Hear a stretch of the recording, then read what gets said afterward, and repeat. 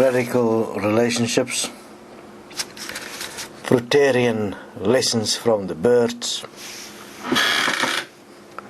Was observing the relationship between the birds and the fruit they were eating.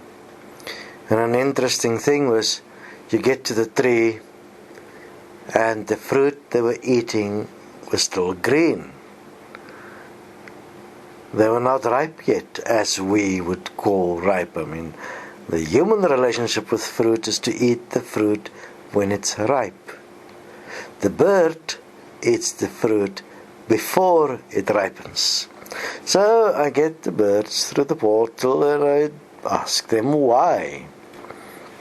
And they say they eat the fruit before the sugar content change into fermentation, because when the fruit ripens, the sugar component in the fruit change, and instead of it becoming nutritious, it actually becomes more likely to develop a form of alcohol in fermentation within the stomach, causing another form of sugar addiction.